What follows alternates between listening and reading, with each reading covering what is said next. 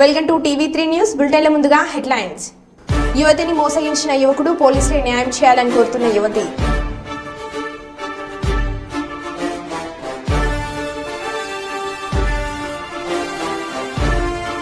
TDP కార్యకర్త శేషాద్రిపై దాడి చేసిన వైసీపీ నాయకులు.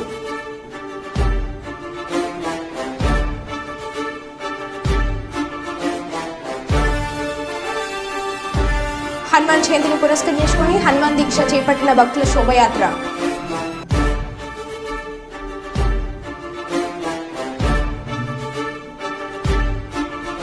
యాదాద్రి లక్ష్మీ నరసింహస్వామి దర్శనానికి బారులు తీరిన భక్తులు.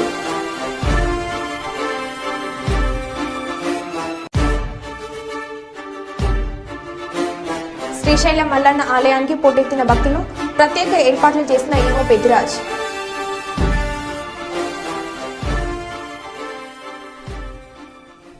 ఇక వివరాల్లోకి వెళ్తే, కుప్పం పట్టణం పాలర్లపల్లి ప్రాంతానికి చెందిన బేటప్ప ఒక అమ్మాయిని ప్రేమించి మోసగించాడని రజిత అనే యువతి పోలీసులను ఆశ్రయించారు. అనంతరం మీడియాతో మాట్లాడుతూ తమ ఇంటి ముందు ఉన్న బేటప్ప తనను ప్రేమిస్తున్నారని వెంటపడ్డాడని, కానీ అతనికి అప్పటికే పెళ్లి జరిగి భార్యతో కలిసి ఉండడంతో అతని ప్రేమ తిరస్కరించడం జరిగిందన్నారు. అయినా తనను తన భార్య కిడ్నీ సమస్యతో బాధపడుతున్నారని, కావున నిన్ను పెళ్లి చేసుకుంటానని నమ్మించినట్లు బాధితురాలు తెలిపింది.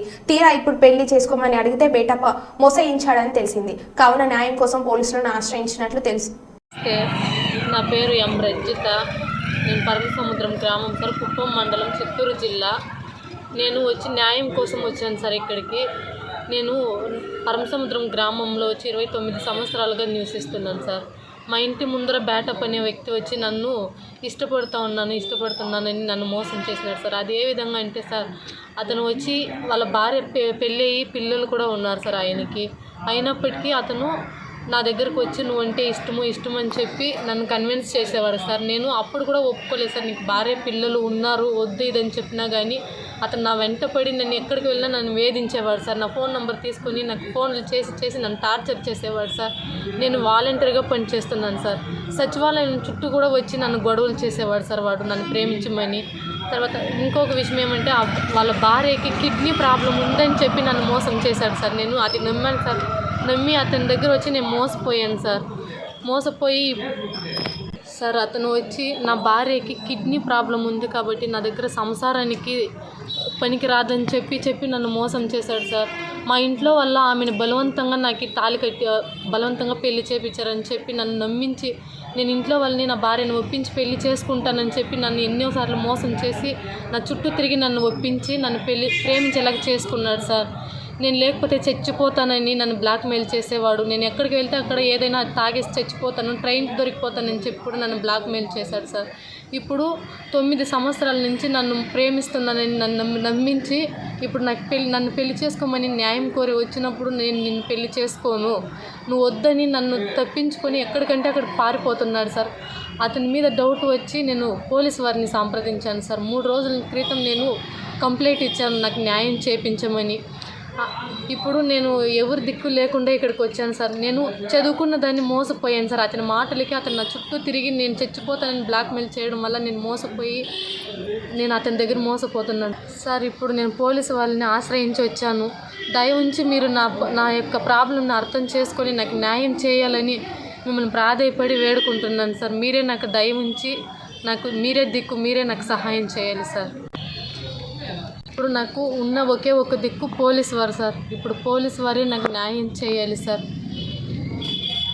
సంక్షేమం అంటే అకౌంట్లలో డబ్బులు వేయడం, సోమరిపోతులా చేసి కూర్చొని మేపడం కాదు అని బ్రతుకు తెరువు చూపించడం అని అన్నారు. యోగి ఆదిత్యనాథ్ ఉత్తరప్రదేశ్లో మహిళలకి వ్యవసాయ డ్రోన్ పైలట్లుగా తీర్చిదిద్దుతున్నారు. ఆ ట్రేడింగ్ తర్వాత వారికి కొంత సబ్సిడీపై కొంత తక్కువ వడ్డీతో లోన్ ఇప్పించి వ్యవసాయ డ్రోన్లను అందిస్తున్నారు. వ్యవసాయ డ్రోన్ వాడటం వల్ల మనం వాడే పురుగుల మందులను, నత్రజని, యూరియా, మైక్రో న్యూట్రియంట్లను సగానికి సగం తగ్గించవచ్చని అన్నారు.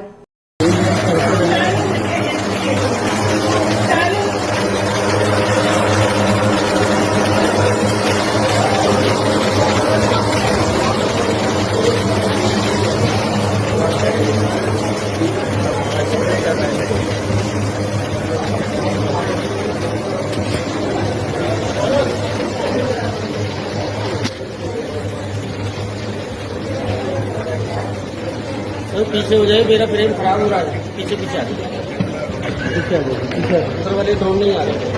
आगे आगे सर आप पीछे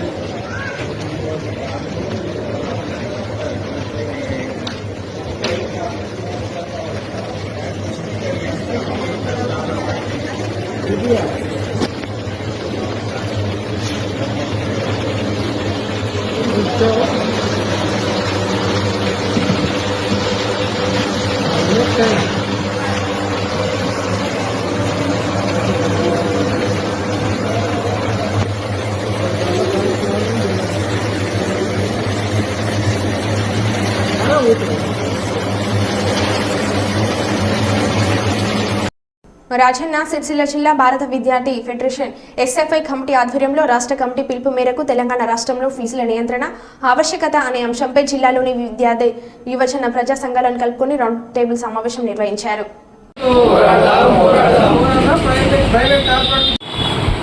రాజన్న సిరిసిల్ల జిల్లా ఎస్ఎఫ్ఐ కమిటీ ఆధ్వర్యంలో ఏర్పాటు చేసినటువంటి రౌండ్ టేబుల్కు ఏఎస్ఎఫ్ సంఘంగా నేను హాజరు కావడం జరిగింది.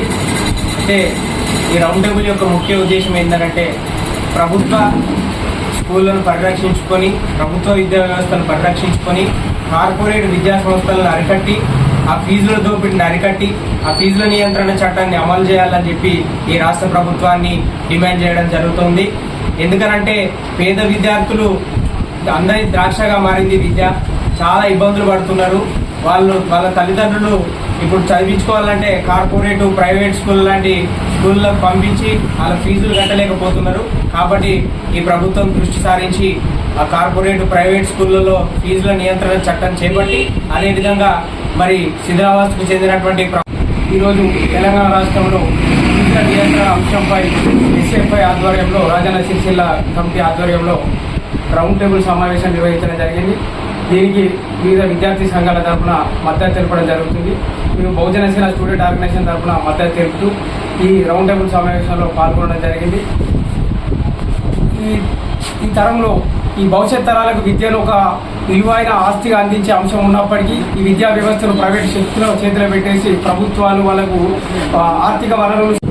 ఎస్ఎఫ్ఐ ఆధ్వర్యంలో రాజన్న సిరిసిల్ల జిల్లా కేంద్రంలో ఈరోజు ప్రైవేట్ కార్పొరేట్ పాఠశాలలో ఫీజుల నియంత్రణ చట్టాన్ని పకడ్బందీగా ప్రభుత్వం అమలు చేయాలన్నటువంటి అంశం పైన ఈరోజు రౌండ్ టేబుల్ సమావేశం నిర్వహించడం జరిగింది. ఈ కార్యక్రమానికి వివిధ విద్యార్థి సంఘాలు, ప్రజా సంఘాలు, యువజన సంఘాలు హాజరు కావడం జరిగింది. మా డివైఎఫ్ఐగా కూడా మేము కూడా ఈ కార్యక్రమానికి హాజరు కావడం జరిగింది. మరి రాజన్న సిరిసిల్ల జిల్లా వ్యాప్తంగా ప్రైవేట్ కార్పొరేట్ పాఠశాలలో అనేక రకాలైనటువంటి అక్రమంగా ఫీజులు వసూలు చేస్తూ ఈ ప్రాంతంలో ఉన్నటువంటి తల్లిదండ్రులను ఈరోజు అనేక రకాలుగా ఇబ్బందులు పెడుతూ ఫీజులు దండుకుంటున్నటువంటి పరిస్థితి ఉన్నది. ఈ అంశాలపైన అనేక సార్లు విద్యార్థి సంఘాలుగా, యువజన సంఘాలుగా ఎన్ని పోరాటాలు చేసినా ఇక్కడ ఉన్నటువంటి అధికార యంత్రాంగం ప్రైవేట్ కార్పొరేట్ విద్యా వ్యవస్థకు తొత్తులుగా మారుతూ ఈరోజు ప్రైవేట్ కార్పొరేట్ విద్యా వ్యవస్థను కూడా ప్రోత్సహిస్తున్నటువంటి పరిస్థితి ఈరోజు మనకు ప్రధానంగా కనబడతా ఉన్నది. మరొక వైపు ఈరోజు ప్రభుత్వ విద్యారంగాన్ని కాపాడాల్సినటువంటి ప్రభుత్వ అధికారులు, ప్రభుత్వం ఈరోజు మొత్తం నిమ్మకులు నీరెత్తినట్టుగా వ్యవహరిస్తూ ప్రభుత్వ విద్యారంగాన్ని మొత్తం కూడా నీరు గార్చేటువంటి ప్రయత్నాలు కూడా ఈరోజు ప్రభుత్వ యంత్రాంగం, ప్రభుత్వ అధికారులు చేస్తున్నటువంటి పరిస్థితి ఉన్నది. కాబట్టి ప్రభుత్వ యంత్రాంగం, ప్రభుత్వం వెంటనే ప్రభుత్వ పాఠశాల బలోపేతానికి కృషి చేయాలి. ఈరోజు భారత విద్యార్థి ఫెడరేషన్ ఎస్ఎఫ్ఐ రాజన్న సిరిసిల్ల జిల్లా కమిటీ ఆధ్వర్యంలో రాష్ట్ర కమిటీ పిలుపు మేరకు రాజన్న సిరిసిల్ల జిల్లాలో ఉన్నటువంటి వివిధ వామపక్ష విద్యార్థి, యువజన ప్రజా సంఘాల ఆధ్వర్యంలో రౌండ్ టేబుల్ సమావేశం నిర్వహించుకోవడం జరిగింది. మరి ప్రధానంగా ఈ యొక్క రౌండ్ టేబుల్ సమావేశం యొక్క ముఖ్య ఉద్దేశం ఏంటంటే ఈ జిల్లాలో, రాష్ట్రంలో ఉన్నటువంటి ప్రైవేటు కార్పొరేట్ విద్యా సంస్థల్లో ఫీజుల నియంత్రణ చట్టం తీసుకురావాలి, ఫీజులు నరికట్టాలని చెప్పేసి ప్రధానమైనటువంటి ఉద్దేశంతో ఈ రౌండ్ టేబుల్ సమావేశాన్ని నిర్వహించుకోవడం జరిగింది. మరి రాబోయే జూన్ 12వ తారీఖున విద్యా సంస్థలు రాష్ట్ర వ్యాప్తంగా ప్రారంభం కాబోతా ఉన్నాయి. మరి ఇప్పటికి కూడా ఈ విద్యారంగం పైన ఈ రాష్ట్ర ప్రభుత్వానికి అరకొరటువంటి సవతి తల్లి ప్రేమ ఉందని చెప్పేసి కూడా ఈ సందర్భంగా మేము కోరుతా ఉన్నాం. గత బీఆర్ఎస్ ప్రభుత్వమే విద్యారంగాన్ని పూర్తిగా నాశనం చేస్తే మరి కొత్తగా వచ్చినటువంటి కాంగ్రెస్ ప్రభుత్వం కూడా ఈ విద్యారంగం పైన ఎలాంటి ప్రేమ అనేది వాళ్ళు చూపించడం లేదు. ఇప్పటికి అధికారంలోకి వచ్చి 3-4 నెలలు గడుస్తా ఉన్నా ఇప్పటికి ఒక విద్యాశాఖ మంత్రిని కేటాయించకపోవడం సిగ్గుచేటని చెప్పేసి కూడా మేము ఎస్ఎఫ్ఐగా మేము డిమాండ్ చేస్తూ ఉన్నాం. మరి ఇప్పటికే రాష్ట్ర వ్యాప్తంగా గత 6 సంవత్సరాల నుంచి 7,200 కోట్ల రూపాయల పెండింగ్ లో స్కాలర్షిప్, ఫీజు రియంబర్స్మెంట్ ఉన్నాయి. మరి ప్రభుత్వ పాఠశాలలు ఇప్పటికి కూడా చాలా పాఠశాలకి యూనిఫామ్స్ రాలేనటువంటి పరిస్థితి ఉంది, పాఠ్య పుస్తకాలు రాలేటువంటి పరిస్థితి ఉంది. గత సంవత్సరము దసరా నాటిగా కర్నూలు జిల్లా ప్రసిద్ధ పుణ్యక్షేత్రం మంత్రాలయం శ్రీ రాఘవేంద్ర స్వామి దర్శించుకోవడానికి భక్తులు పోటెత్తారు.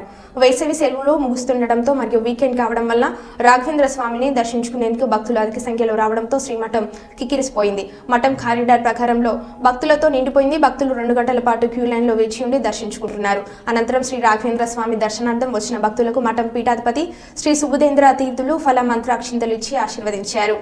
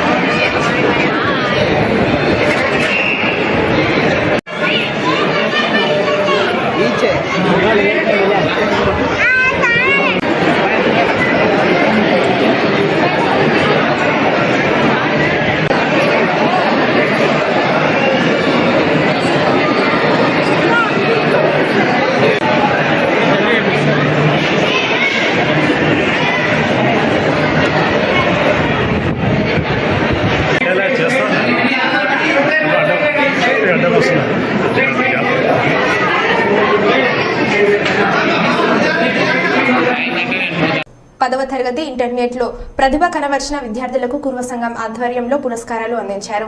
10వ తరగతిలో 500 మార్కులు దాటిన విద్యార్థులకు, ఇంటర్లో 900 దాటిన దాదాపు 88 మంది విద్యార్థులకు ప్రోత్సాహ బహుమతులను జిల్లా కుర్వ సంఘం అధ్యక్షుడు శ్రీనివాస్ ఆధ్వర్యంలో అందించారు.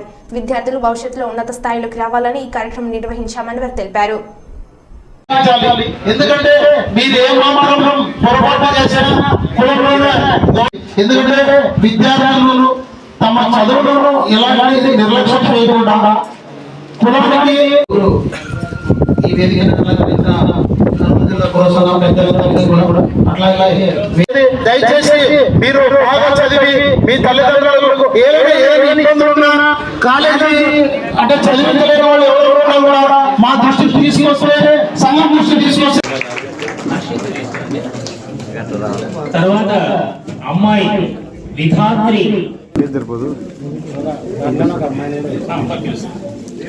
తర్వాత బాబు ముందుకు మీరు అట్లా వెనుకున్నాడు. ఉన్నాలే బాబు కొద్దిగా ముందుకున్నాయా.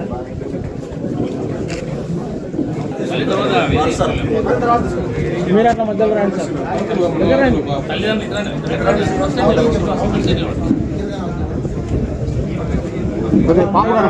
అమ్మాయి కనపడదు.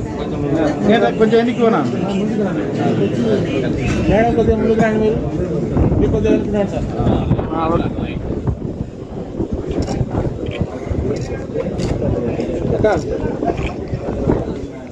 అటు చూడండి.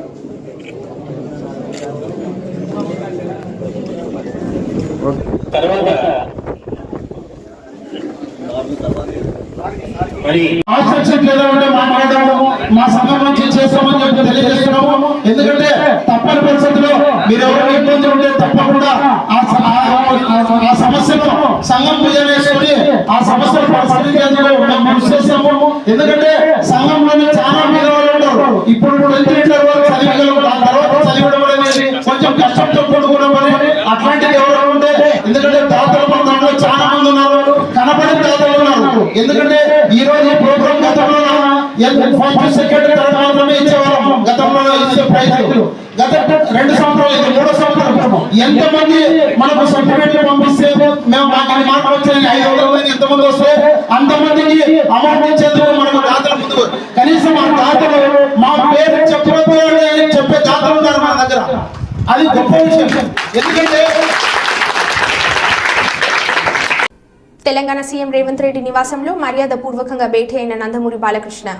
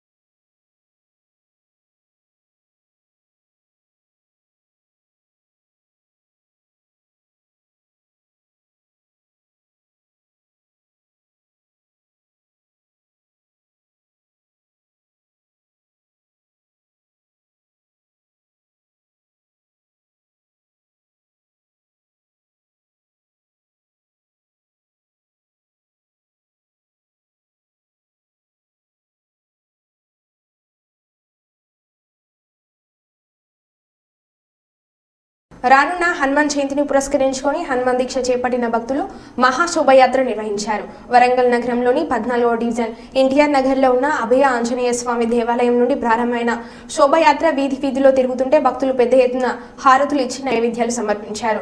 హనుమాన్ దీక్ష ధారణ చేపట్టిన స్వాములు డీజే సౌండ్స్ తో నృత్యాలు చేస్తూ భక్తి పరవశంలో మునిగిపోయారు. కొందరు స్వాములు 11 రోజులు, మరికొందరు స్వాములు 21 రోజులు దీక్ష చేపట్టి హనుమాన్ జయంతి నాడు దీక్ష విరమణ చేస్తారు. స్వాములతో ఎన్టీఆర్ నగరం మొత్తం హనుమాన్ నామస్మరణతో మారుమోగింది.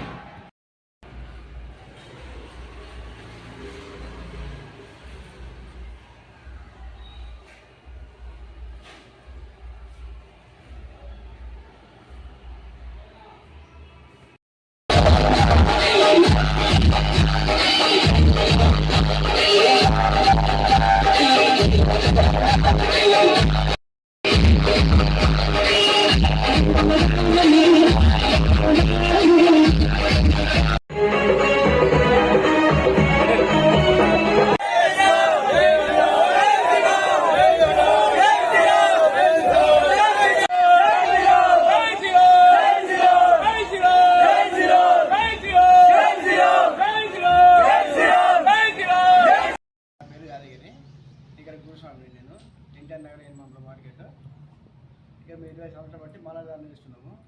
ఇప్పుడు ఇవాళ పొద్దున హనుమాన్ శోభయాత్ర జరిగింది. ఆ శోభయాత్రలో గ్రామ ప్రజలు బాగా పాల్గొన్నారు.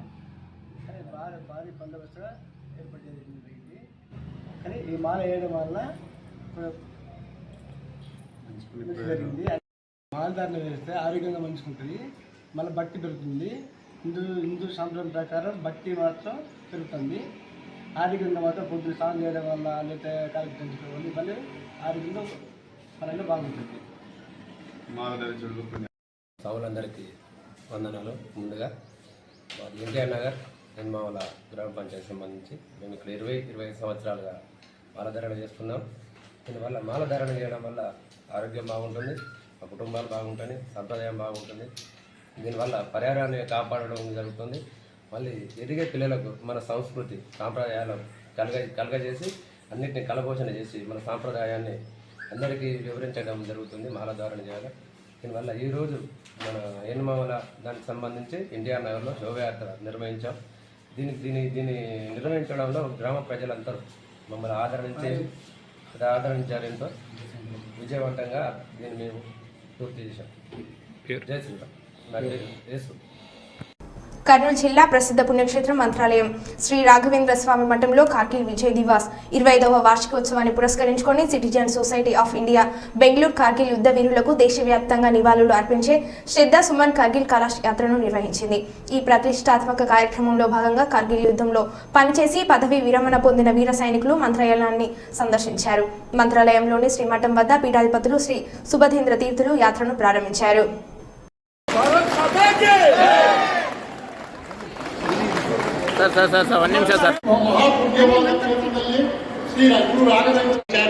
అలాగే ఎన్నో సిరి సంపదలను పొందినటువంటి దేశం, ఎన్నో చారిత్రకమైనటువంటి విశేషాలను పొందినటువంటి దేశం, పవిత్ర నదీ జలాలు ప్రవహించేటువంటి దేశం, పవిత్ర పుణ్యక్షేత్రాలు ఉండేటువంటి దేశం. అంతేకాకుండా వజ్రగని, అలాగే సువర్ణగని మొదలగు సిరి సంపదలు కలిగినటువంటి దేశాన్ని మనం కాపాడుకుందాం అనేటువంటి సందేశాన్ని సభాముఖంగా తెలియపరుస్తూ ఈ యొక్క పరమ పవిత్రమైనటువంటి కార్యక్రమాన్ని ఈ రోజును మనం సంతోషంగా సాదరంగా మనం జరుపుకుని అందరికీ మరొకసారి అభినందనలు తెలుపుతున్నాం. సర్వే జనాః సుఖినో భవంతు, సమస్త సన్మంగళాని భవంతు. జై హింద్.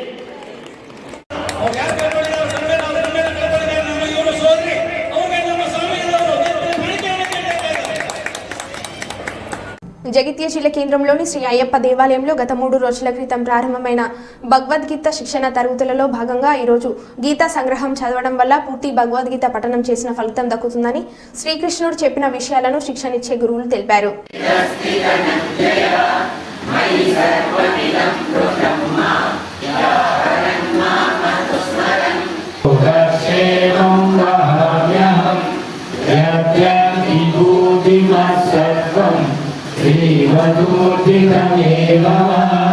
ఎంత నిదానంగా చదివితే అంత బాగుంటుంది. మనకి ఏంటంటే రాగయుక్తంగా ఉచ్చారణ మంచి ఉండాలి. అక్షర దూరం ఉండకుండా మంచిగా స్వీట్నెస్ ఉంటుంది. మంచి నిదానంగా చదివితే అదే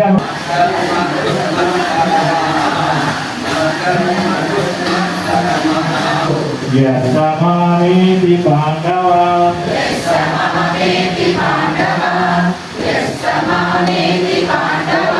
సంతుష్ట సతతం యోగి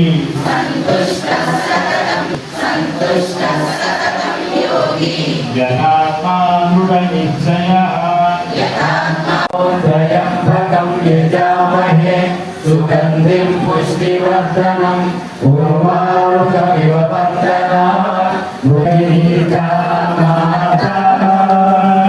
ఓం జయ గీతా మాతా. సుబ్రహ్మణ్యం సుబ్రహ్మణ్యం సర్వగణాధారం సుబ్రహ్మణ్యం భజనవరి సుబ్రహ్మణ్యం మయూరకారి సుబ్రహ్మణ్యం భగవనాథ సుబ్రహ్మణ్యం ఓం ఓం సుబ్రహ్మణ్యం సుబ్రహ్మణ్యం సుబ్రహ్మణ్యం సుబ్రహ్మణ్యం సర్వగణాధారం సుబ్రహ్మణ్యం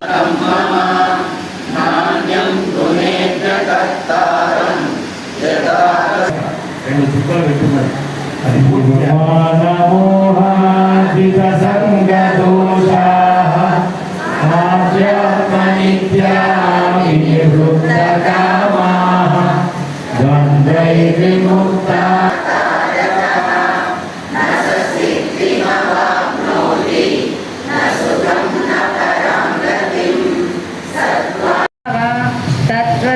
తత్వదేవావగచ్చత్వం మమ తేజంశ సంభవం ృతి గృహీతయా ఆత్మసంసమ్మన కృత్వా న కించిదపి చింతయేత్ మత్తః పరతరం నాన్యత్ కించిదస్తి ధనంజయ మయి మనం అందరం అనుకుంటుంటాం ఎన్ని బాధలు ఉన్నాయి, మనకు ఎన్ని ప్రాబ్లమ్స్. పొద్దున లేస్తేనే ప్రాబ్లమ్స్తో స్టార్ట్ అవుతుంది లైఫ్ అని మనం అందరం అనుకుంటుంటాం కదా. మరి దానికి ఎలా పరిష్కారం ఏంటయ్యా అని అడిగితే స్వామివారు ఏం చెప్పారంటే, నాయన రేపు పొద్దున 6:30కు ఇక్కడ మోతే చెరువు దగ్గరికి రానాయన అని చెప్పారు అయ్యగారు. ఓ సరే అండి అని ఆయన పొద్దున్నే 6:30 గంటలకి మోతే చెరువు దగ్గరికి వెళ్ళారు. స్వామివారు కూడా వచ్చారు. పెట్టికి అక్కడికి ఎవరు వచ్చారయ్యా అంటే ఒక బేస్ ఆయన వచ్చాడు, అంటే చేపలు పట్టుకునే ఆయన. ఏం తీసుకొచ్చాడు ఆయన? వల తీసుకొని వచ్చాడు. తీసుకొని వచ్చిన తర్వాత చూడు ఆయన ఏం చేస్తాడు అంటే ఆ వేసుకోవడం కొంచెం నీళ్ళలోకి కొంచెం దిగి ఆ వలని అలా దూరంగా విసిరాడు. ఆ వల దూరంగా విసిరిన తర్వాత ఒక 5 నిమిషాల్లో ఆగితే అందులో చేపలన్నీ పడినాయి. అప్పుడు స్వామివారు చెప్పారు, అక్కడ దూరంగా ఉన్న పడినాయి. ఆ బేసవాని కాలు చుట్టూ కూడా చాలా చేపలు ఉన్నాయండి, కానీ అవి వల్ల పడ్డాయా? పడలేదు.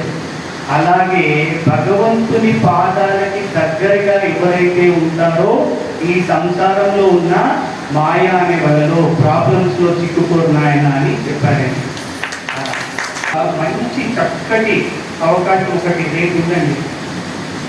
మీ దగ్గరికి భగవంతుడు రావాలి అని ఎవరెవరికైతే కోరికుందో రేపు పొద్దున 8 గంటల నుంచి 9 గంటల వరకు మన గీతా భవన్లో సత్సంగ కార్యక్రమం ఉంటుంది.